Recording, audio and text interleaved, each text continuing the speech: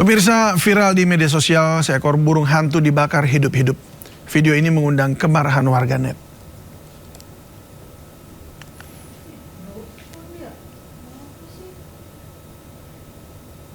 Ya, kami harus memblur video ini karena sungguh miris, pemirsa, melihat video seekor burung hantu yang masih hidup dibakar oleh sejumlah orang.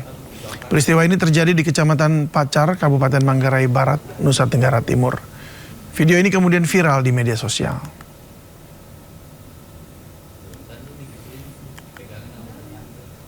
Ya, aksi keji ini kemudian disoroti netizen dan dikritisi sejumlah public figure. Melanie Subono dan Denny Sumargo juga turut mengomentari video tersebut.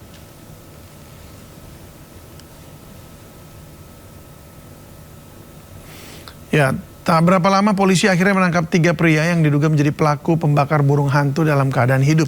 Ketiganya memiliki peran berbeda dalam aksi yang dilakukan pada Jumat 7 Agustus 2026 pukul 8 waktu Indonesia Tengah di Kampung Bajak, Desa Benteng, Ndope, NTT. Ketiganya mengaku melakukan aksi ini karena percaya burung hantu yang muncul di permukiman merupakan pertanda buruk dan berkaitan dengan ilmu hitam. Selain dipengaruhi kepercayaan, ketiganya juga ingin mendapat perhatian di media sosial. Pelaku dijerat Undang-Undang Nomor 32 Tahun 2024 tentang konservasi sumber daya alam hayati dan ekosistemnya, serta Undang-Undang Nomor 1 Tahun 2024 tentang ITE.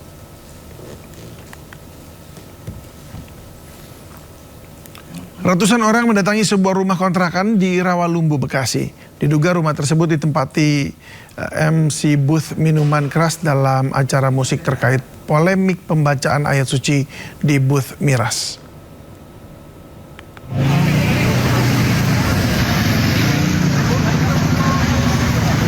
Ya, inilah ratusan orang yang mendatangi sebuah rumah kontrakan di kawasan Rawalumbu, Kota Bekasi, Jawa Barat tadi malam. Kedatangan massa membuat suasana di sekitar lokasi menjadi tegang. Massa datang mencari pria berinisial E yang disebut-sebut sebagai MC booth minuman keras dalam sebuah acara festival musik yang viral beberapa hari ini. Warga merasa geram terkait adanya dugaan pelecehan agama, di mana sayembara membaca ayat suci mendapatkan minuman keras dikecam banyak pihak.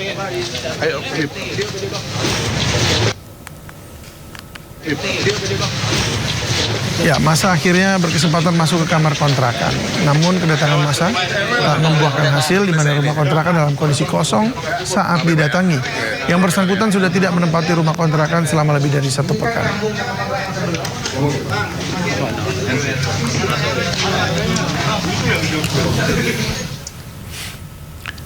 Sebelumnya viral di media sosial, lantunan ayat suci Al-Quran terdengar di dalam kerumunan sepasang muda-mudi di depan booth minuman yang diduga beralkohol.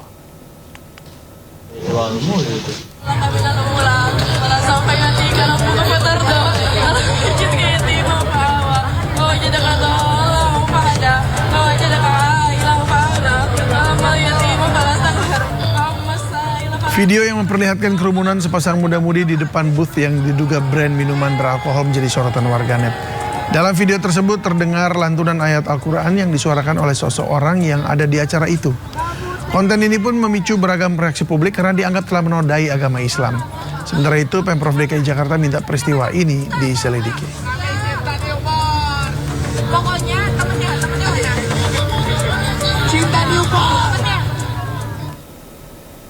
Ya, kemudian sebuah akun di media sosial Threads memberikan klarifikasi. Sang pemilik akun yang mengaku sebagai pembawa acara atau MC memberikan pengakuan bahwa aksi tersebut adalah bentuk spontanitas. Ia juga meminta maaf atas kejadian yang akhirnya viral ini dan siap bertanggung jawab atas kegaduhan yang terjadi. Namun pihak produsen minuman keras hingga kini belum memberikan pernyataan terkait peristiwa yang dikecam banyak pihak itu.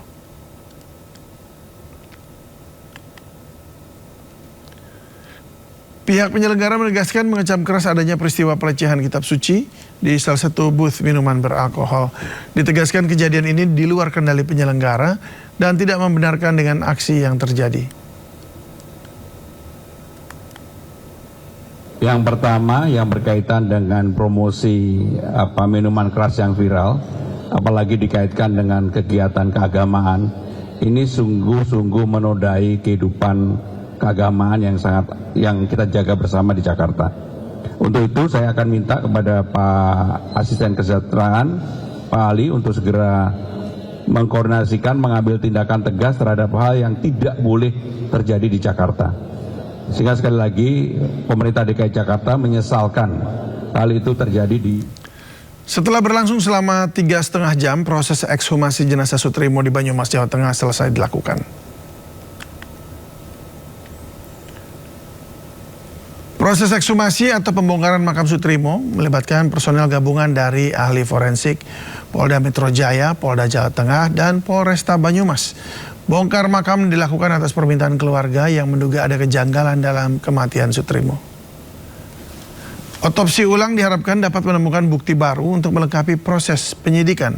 Dalam proses ini, tim forensik mengambil sampel untuk pemeriksaan laboratorium histopatologi, toksikologi, dan identifikasi DNA.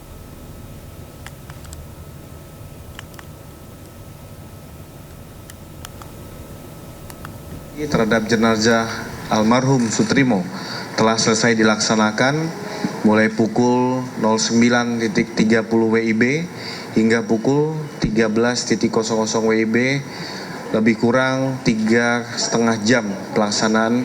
Ini merupakan proses bagian dari penyidikan yang ditangani oleh Ditreskrim Polda Metro Jaya. Dari hasil pemeriksaan kami, dari hasil ekshumasi dan otopsi, bahwasanya yang kami periksa itu adalah jenazah laki-laki umur sekitar 40 tahun dengan panjang badan 166 cm. Dari hasil pemeriksaan dalam, pemeriksaan luar dan pemeriksaan dalam, secara visual kami tidak mendapatkan tanda-tanda luka yang dimana diakibatkan oleh karena kekerasan tubuh maupun kekerasan tajam.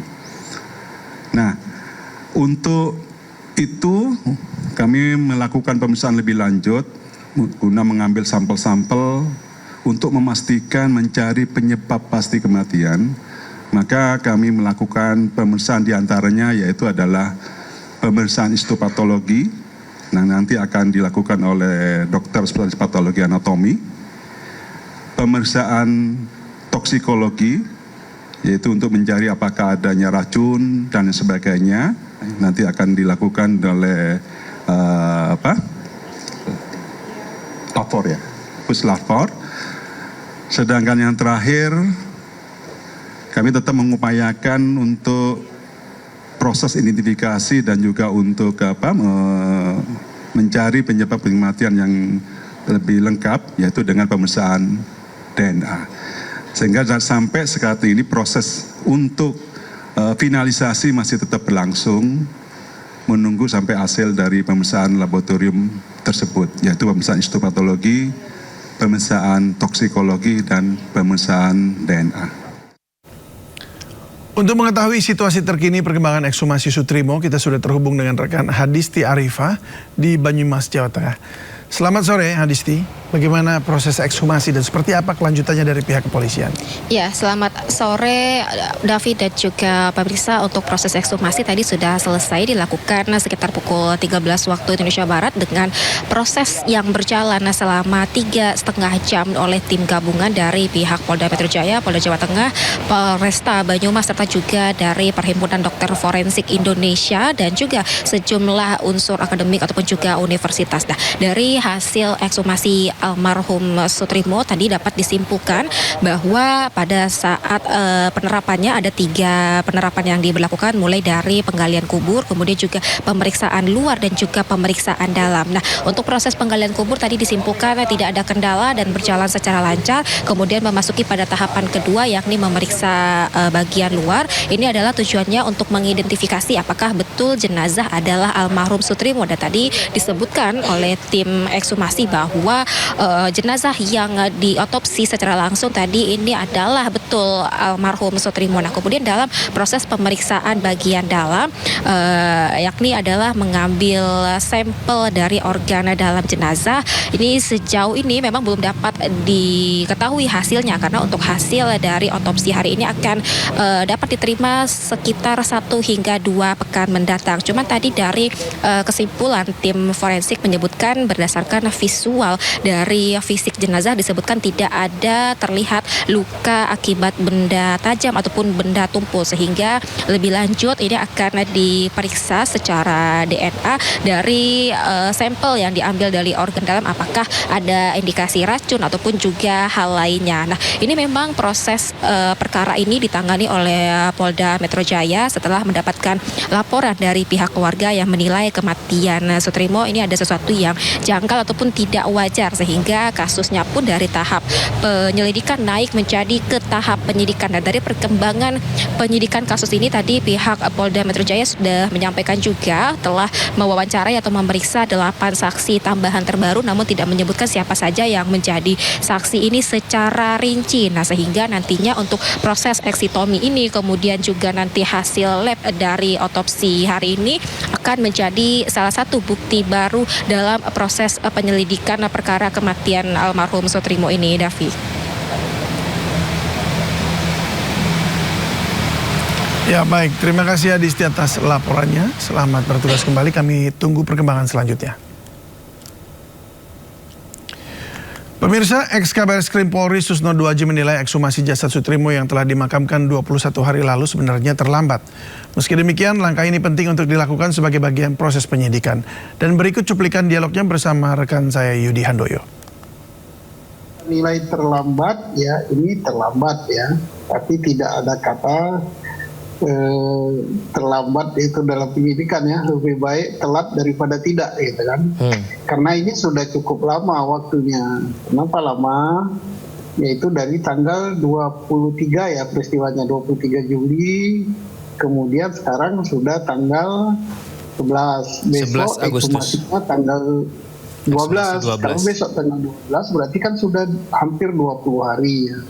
Mudah-mudahan saja hasil ekshumasinya itu masih cukup baik gitu. Artinya kondisi jenazahnya masih bisa untuk diadakan uji laboratorium ya, terhadap lambung, terhadap ginjal dan sebagainya, organ-organ dalam daripada Sutrimo ini, mudah-mudahan gitu.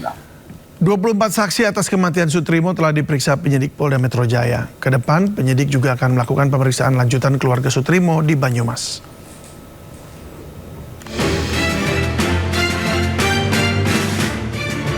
Penyebab kematian Sutrimo yang ditemukan meninggal di halaman klinik Morden, Jakarta Selatan masih diusut oleh Polda Metro Jaya. Polda menyebut telah memeriksa 24 saksi atas kematian Sutrimo. Polisi melakukan pemeriksaan lanjutan terhadap saksi-saksi lain, termasuk keluarga Sutrimo di Banyumas. 24 saksi sudah kami periksa, kami minta keterangan di dalam proses penyelidikan. Untuk saksi-saksi yang dari pihak keluarga, karena di proses penyelidikan sudah dilakukan pengambilan keterangan, kami akan melakukan pengambilan keterangan atau permintaan keterangan lanjutan nanti di Banyumas. Sementara itu, Perkumpulan Praktisi Hukum dan Ahli Hukum Indonesia yang mendampingi pemeriksaan para saksi meminta pihak kepolisian untuk mengungkap tuntas kasus ini. Pitra Romadoni juga menerangkan bahwa pihak keluarga membantah bahwa FA bukanlah kerabat Sutrimo sebagaimana yang tertera di formulir rumah sakit. Yang udah diperiksa 20 lebih pertanyaan, ada yang 17 pertanyaan, ini relatif tergantung daripada masing-masing saksi dan pelapor. Bahwasannya yang bersangkutan atas nama FA bukanlah kerabat daripada almarhum Sutrimo. Itu tidak benar kerabatnya kan itu, dan mereka juga nggak kenal yang namanya FA ini. Usai meningkatkan status penanganan kasus kematian Sutrimo, mantan kepala rumah tangga di kediaman ex-Jampitsus Febri Adriansyah dari penyelidikan ke tahap penyidikan, Polda Metro Jaya menjadwalkan ekshumasi atau bongkar kubur di Banyumas pada hari Rabu. Langkah ini dilakukan guna mengungkap penyebab pasti kematian korban yang dinilai tidak wajar oleh pihak keluarga. Tim Liputan iNews melaporkan.